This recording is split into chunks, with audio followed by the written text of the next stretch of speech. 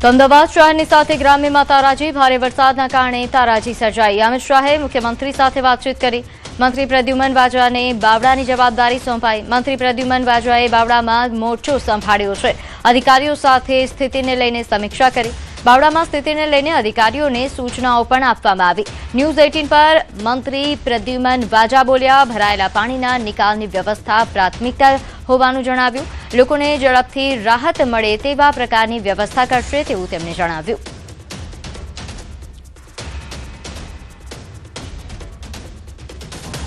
અમદાવાદ જિલ્લામાં જે રીતે વરસાદના કારણે તારાજી સર્જાઈ છે, ખાસ કરીને વહીવટીતંત્ર સતત કામે લાગ્યું છે અને હવે મંત્રી જે પ્રદ્યુમન વાજા છે તેમને આ વિસ્તારની જવાબદારી જ્યારે સોંપવામાં આવી છે ત્યારે તેઓ પણ બાવળા અને આસપાસનો જે વિસ્તાર છે કે જ્યાં તેઓ વિઝિટમાં આવ્યા હતા, આપ દ્રશ્યમાં જોઈ શકો છો હાલની અંદર જે બંછાનિધિ પાની છે તેમની સાથે પણ તેઓ વાત કરી રહ્યા છે। ખાસ આઈપીએસ અધિકારીઓ પણ અહીં જોવા મળી રહ્યા છે।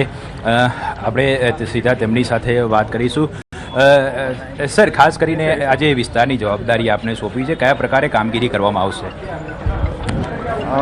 હમણાં જે ખૂબ જ વરસાદ 24 કલાકમાં આશરે 15 થી 20 ઇંચ વરસાદ થયો, ત્યારે વરસાદને લીધે જે સમસ્યા ઊભી થઈ તેને ધ્યાનમાં લઈ અને આદરણીય કેન્દ્રીય ગૃહ અને સહકારિતા મંત્રી આદરણીય શ્રી અમિતભાઈ શાહ સાહેબ અને ગુજરાતના સંવેદનશીલ મુખ્યમંત્રી આદરણીય શ્રી ભૂપેન્દ્રભાઈ પટેલ સાહેબના માર્ગદર્શન અને સૂચનાથી આજરોજ બાવળા સાણંદ વિસ્તારના જે અસરગ્રસ્ત વિસ્તારો છે તેની મુલાકાત લઈ વર્તમાનની પરિસ્થિતિનો ત્યાગ મેળવી સમીક્ષા કરી અને જરૂરી સૂચનાઓ અને કાર્યવાહી કરવા માટે માનનીય ગૃહમંત્રી કેન્દ્રીય શ્રી અમિત શાહ સાહેબ અને આદરણીય શ્રી ભૂપેન્દ્રભાઈ પટેલ સાહેબના માર્ગદર્શન નીચે ગુજરાતની સમગ્ર વહીવટીતંત્ર અને પોલીસ તંત્રને સાથે રાખી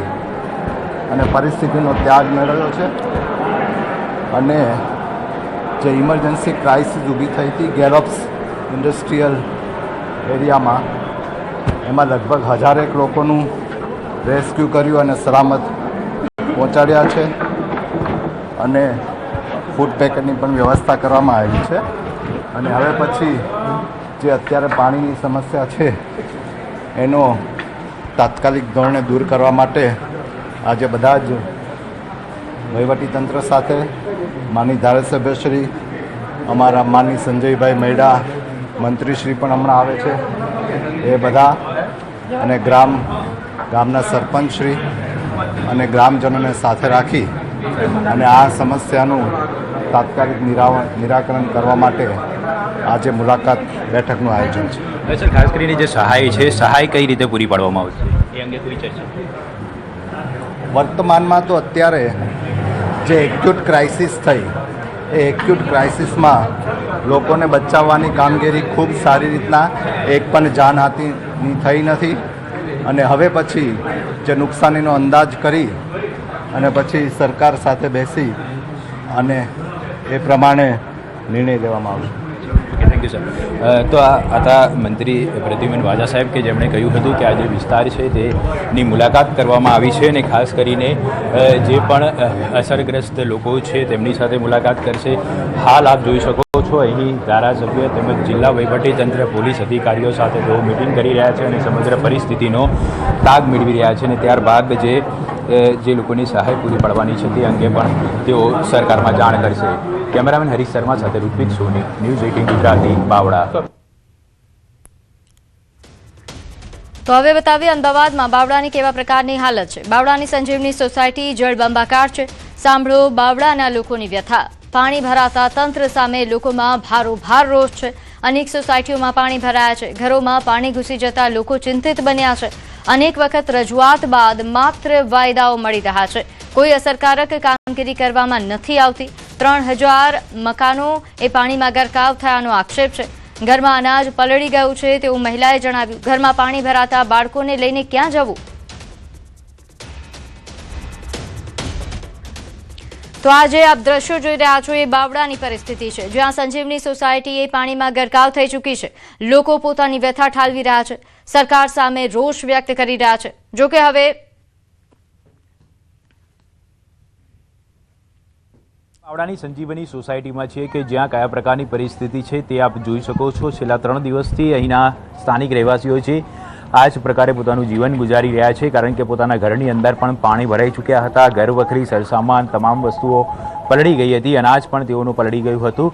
કેટલાક સ્થાનિક રહેવાસીઓ આપણી સાથે છે, તેમની સાથે વાત કરીશું. શું કહેશો, કયા પ્રકારની પરિસ્થિતિ આપની સોસાયટીમાં જોવા મળી રહી છે? પહેલાં તો અમારા ઘરમાં પાણી ભરાઈ ગયું, 2-2 ફૂટ જેવા પાણી છે, બરાબર. આ પાણી જે અમારા સુરક્ષા દિવાલ છે એ નગરપાલિકાને કીધેલું, પણ કે 2 દિવસથી આ અમારી નગરપાલિકા કામ કરતી તો છે નહીં, બરાબર. કારણ કે આ દિવાલ અમારો જો હોત તો અમારા વાસમાં અને અમારી સોસાયટીમાં ક્યાંય પાણી ભરાત નહીં, એ બાયપાસ નીકળી જાત. પણ અત્યારે શું આ દિવાલનું કામ કર્યું નથી, તે બધું પાણી અમારા આખા ગામનું પાણી અમારા અહીંયા થઈને જાય છે વાસમાં પૂરું, અને આ પાણી બધું પૂરું અમારા વાસમાં બધા ઘરોમાં ગયું છે. આ દિવાલ થઈ જાય તો અમારો નિકાલ થાય પાણી. અચ્છા, ખાસ કરીને આપણે પૂછવા માંગીશ કે ઘરો કેટલા મકાનો આવેલા છે અહીંયા અને શું પરિસ્થિતિ હતી? 3000 મકાનો છે અહીંયા. વોર્ડ નંબર 7 જે આ દલિત વિસ્તાર છે અમારો, અહીંયા વર્ષોની આ જ પરિસ્થિતિ છે. 3-4 વર્ષથી ખાલી તંત્રના વાયદા જ હોય છે, બીજું કશું જ નહીં. પહેલાં ભૂગર્ભ ગટર નાખવાની વાત હતી, પછી ભૂગર્ભ ગટરનું કંઈ કર્યું નહીં, અને હવે વરસાદી પાણી નિકાલ કરવા માટે પણ કામ ચાલુ હતું, પણ એ બી અટકી ગયું અને એ અત્યારે બંધ જ છે અને એનું કોઈ સોલ્યુશન નથી અહીંયા. કેટલાક મહિલાઓ પણ આપણી સાથે છે, તેમની સાથે વાત કરીશું. બેન, શું કહેશો, આપ અહીંયા આગળ સ્થાનિક રહેવાસી છો, આપના ઘરમાં કયા પ્રકારની પરિસ્થિતિ છે, શું ચિંતા તમને સતાઈ રહી છે? ઘરમાં તો અત્યારે જો અનાજને એવું પલળી ગયું છે, ઘર વિખરી બધી જ પલળી ગઈ છે, કોઈ બાકી જ નથી રહ્યું. ઘરમાં તો પલંગ ઉપર છોકરાઓને બેસાડવા પડે એવી બધી પરિસ્થિતિ છે. જો એક આ નાળું અને આ દિવાલ થઈ જાય ને તો અમારે પાણી થોડું ઓછું આવે. શું કહેશો? દર વર્ષે અમારે આ જ પરિસ્થિતિ હોય છે. દર વખતે અમારા ઘરમાં 3-3 ફૂટ પાણી ભરી જાય છે. ઘર વખતે અમારી પલળી ગઈ છે, બધું અનાજ પલળી ગયું છે. નાના બાળકો અમારે ક્યાં જવાનું, બહુ મુશ્કેલી છે. આ પાછળથી પાણી આવે ને અમારા ઘરમાં પાણી આવી ગયું બધું. તે બહુ તકલીફ છે અમારા 7મા વોર્ડમાં. તો ખાસ કરીને તમામ લોકોની એક જ રજૂઆત છે કે દર વર્ષે અહીં જ્યારે પણ વરસાદ વરસે ત્યારે આ જ પ્રકારની પરિસ્થિતિ જોવા મળતી હોય છે. ઘરોની અંદર પણ 3-3 ફૂટ પાણી ભરાઈ જતા હોય છે, પરિણામે ઘર વખરીમાં નુકસાન પણ જોવા મળતું હોય છે.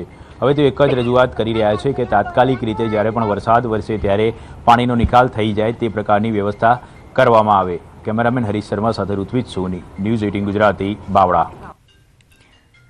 તો અમદાવાદમાં ચોમાસા દરમિયાન નાગરિકોની સલામતી માટે અમદાવાદ મ્યુનિસિપલ કોર્પોરેશને કન્સ્ટ્રક્શન સાઇટ્સનું મેગા ચેકિંગ હાથ ધર્યું. અમદાવાદ મ્યુનિસિપલ કોર્પોરેશને શહેરની કુલ 166 ચાલુ બાંધકામ સાઇટ્સનું સ્થળ નિરીક્ષણ કર્યું હતું. આ તપાસમાં બેરિકેડિંગ, ડી-વોટરિંગ અને બેઝમેન્ટની સલામતીના નિયમોની ચકાસણી કરાઈ હતી.